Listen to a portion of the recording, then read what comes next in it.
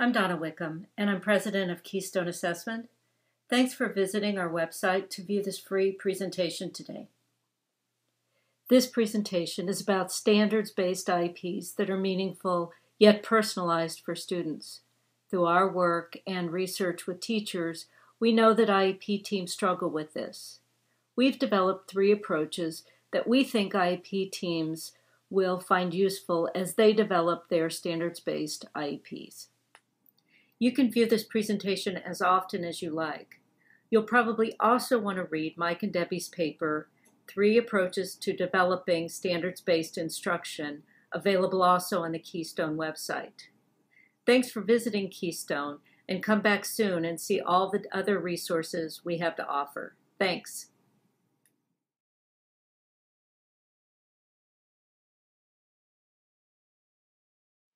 Hi, I'm Mike Burge at Keystone Assessment, and I'd like to welcome you to our discussion on what standards-based IEPs really look like.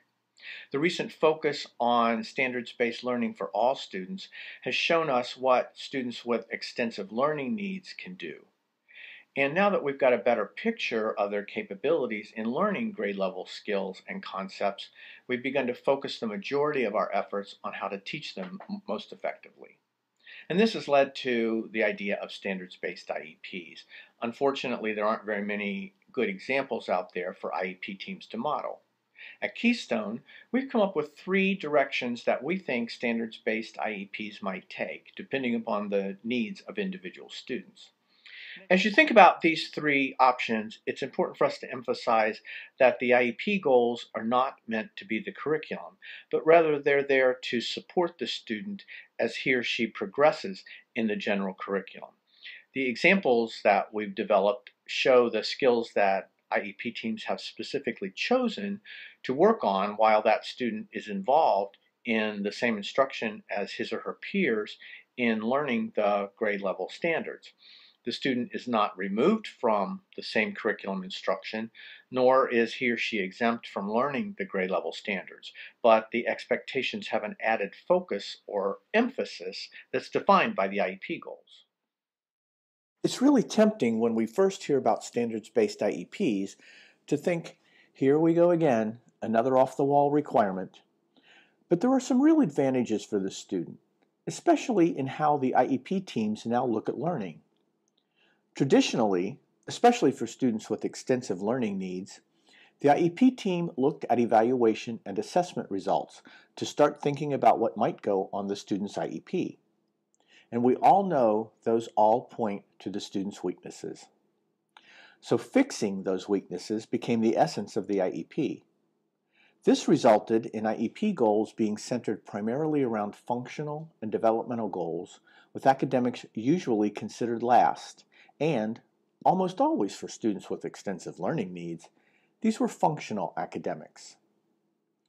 Shifting to a standards-based approach, the IEP team first looks to the grade level standards to see what it is that a student needs to learn. Then, the focus is on the instructional strategies and supports the student needs in order to have effective access to those skills and concepts. In thinking about specific ways that IEP teams can develop standards-based IEP goals, we see 3 distinct possibilities based on the individual student needs. The first is goals that relate directly to the grade level standards. The next is goals that relate to foundational skills that can be instructed at the same time instruction is happening on the grade level standards. The third is goals in the area of communication, social, and behavioral skills necessary for participation in the instruction on the general curriculum. We'll give details about each type, but before we do, it'll be important to know that we don't see any one of these types as better than any other. We see them all as equally viable, with the difference being in what it is that the student needs. So the IEP team should look at the grade level standards first, and then at what the student needs to achieve the standards. That will help them make the decision about which of the 3 possibilities would be best for that particular student. And it's possible and probable that the student's IEP goals would reflect all 3 possibilities. Let's first look at writing goals that are directly related to grade level standards. Let's see how Greta's IEP team developed this type of goal. Since Greta is an 8th grade student, the team began by looking at the 8th grade standards and then prioritizing those based on the skills and concepts that are emphasized in the grade level curriculum and based on those that would best help Greta make progress across grades, so essentially what standards are built on in future grades. Just as a clarification, the examples that we use in this presentation are based on the Common Core state standards because that's what most states are using right now. But if your state is using its own standards, you'll probably be able to find similar standards to the Common Core state standards that we're using as examples. The team selected this Common Core state standard, Mathematics 8.G.2, which is understand that a two-dimensional figure is congruent to another if the second can be obtained from the first by a sequence of rotations, reflections, and translations. Given two congruent figures, describe a sequence that exhibits the congruence between them. When the IEP team looked at this big standard, they decided to break the skills and concepts of the standard into smaller parts or chunks. They saw it essentially had two parts, determining if two figures are congruent and describing how that congruence has been obtained. The next thing the IEP team did was determine how much of the standard Greta should work on and how she could show what she knew. In other words, what would be her measurable and observable performance. In looking at the skills and concepts of the standard, they decided that for Greta, the IEP goals should focus on determining congruence, and that congruency would be determined after only one rotation. So reflections and translations were not essential, and neither was the series of transformations. Greta would show what she knew by matching, which is an observable performance of the term understand. The first part of the IEP goals development looked like this. Greta will match congruent figures, one of which has been rotated once. The final step for the IEP team was to describe the conditions and the performance expectations in order for Greta to demonstrate her understanding of the standard. They described what the content presentation should look like, plain figures outlined in black on her communication board, and how Greta should respond, using eye gaze.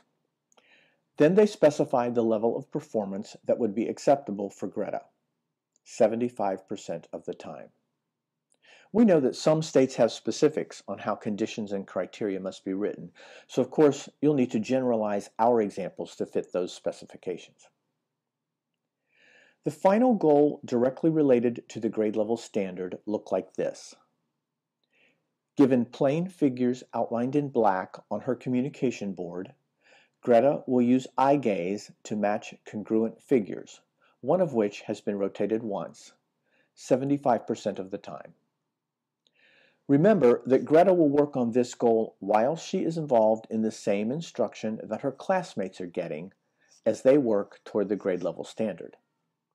Of course, Greta's IEP team could have decided to work towards both concepts contained in this standard, as well as including more of the concept, like reflections and translations. And the conditions and the criteria could have been different too. Now let's look at writing goals that relate directly to content area foundational skills that can be addressed while learning the grade level standards. Just like in our first example, Tayshawn's IEP team selects standards based on the skills and concepts that are emphasized in the grade level curriculum and would best help him make progress across grades. But now, based on what they know about Tayshawn, they identify the foundational skills that are necessary as he works on the grade level standard. Using the same standard as we did in the first example, Common Core State Standard Mathematics 8.G.2, which is understand that a two-dimensional figure is congruent to another if the second can be obtained from the first by a sequence of rotations, reflections, and translations.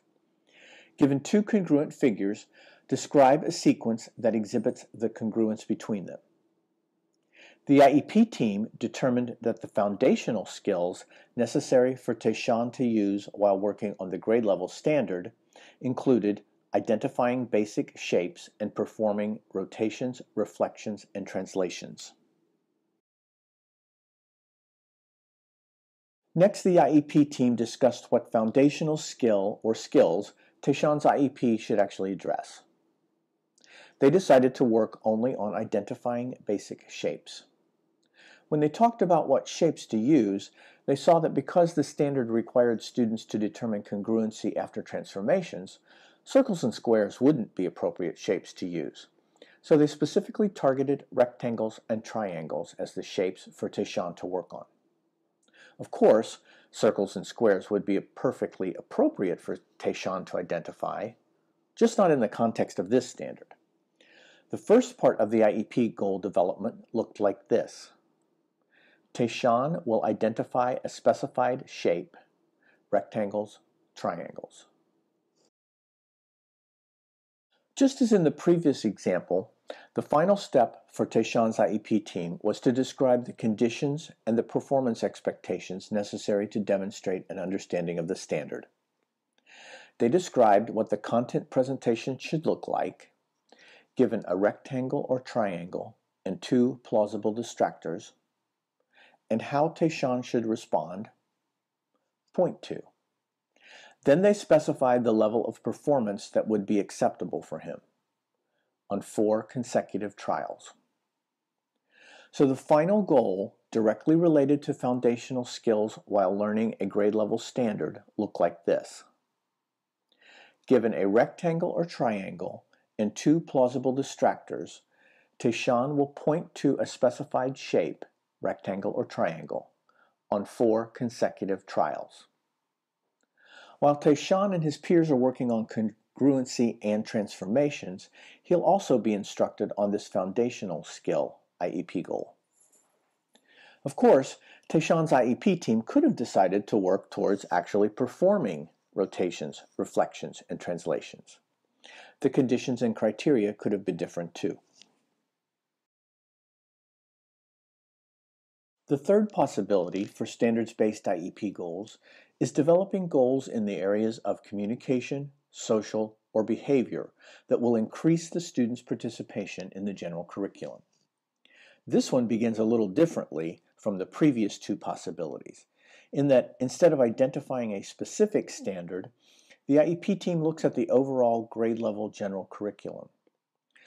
Thinking about the academic school day connects this type of goal to the standards because that is what the academic school day is based on. The IEP team starts to think about the common activities that occur during the student's academic school day and then the behaviors that will help the student perform more fully or more appropriately in those activities. Some of the activities might be working in a small group, attending to the teacher, or answering questions. Layla's IEP team saw that across her school day, there were multiple times where students were expected to respond to questions about academic content. So improving her communication skills would be a good area to concentrate some of her instruction.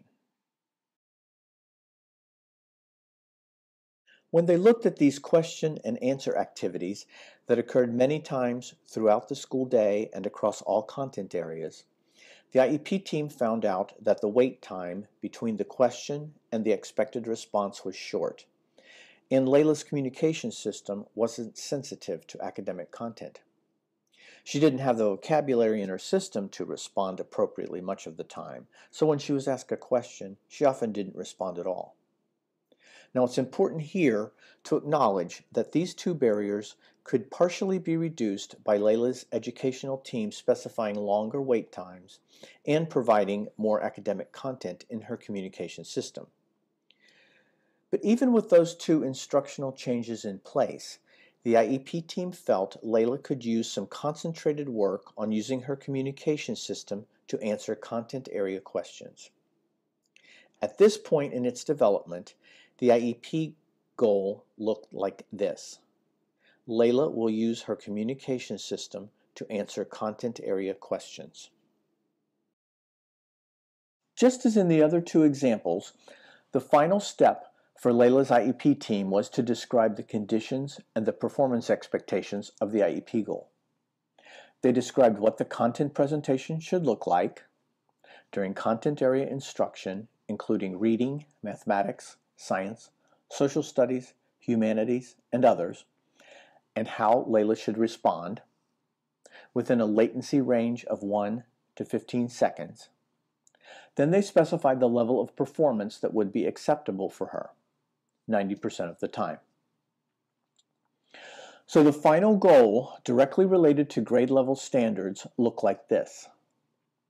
During content area instruction, including reading, mathematics, science, social studies, humanities, and others, Layla will use her communication system, including vocalizations, facial expressions, eye gaze, and augmentative communication devices, to answer content area questions within a latency range of 1 to 15 seconds, 90% of the time.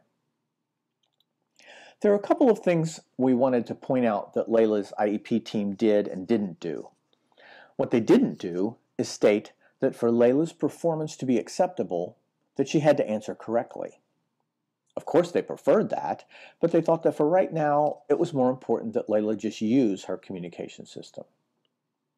What they did do was specify what her system was: vocalizations, facial expressions, eye gaze, and augmentative communication devices.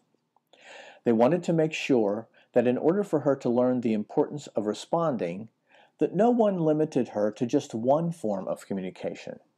The IEP team looked at all of the other times Layla should use her communication system, like participating in classroom discussions, making decisions, and initiating conversations. They expected her school day to include all of those, but focused the IEP team goal on this one instance, so data keeping wouldn't get to be overwhelming. We hope this gives you some ideas about writing standards-based IEP goals that are both meaningful and important for individual students. We feel like it's really important to repeat here that we believe there are several approaches that are all standards-based, and that IEP teams should be given the flexibility to determine what they think works best for a particular student in a particular instance. For this short presentation, we focused only on the steps of writing IEP goals that are standards-based. If you'd like more information about any of these three approaches or options, or the complete process of writing IEP goals, or how to support these types of goals within standards-based instruction, go to the Useful Articles and Presentations section under the Resources tab found on our website, KeystoneAssessment.com, to find our paper, 3 Practical Approaches to Developing Standards-Based IEP Goals. For your convenience, a URL to the specific page where you can find the article is shown on screen. You'll find each possibility described in detail and additional examples of IEP goals in English Language Arts. Of course, you can contact me, Mike Burge, at michael.burge@KeystoneAssessment.com, or Debbie at debbie.taub@KeystoneAssessment.com, or any other Keystone staff member, and we'd be happy to talk with you. Thanks.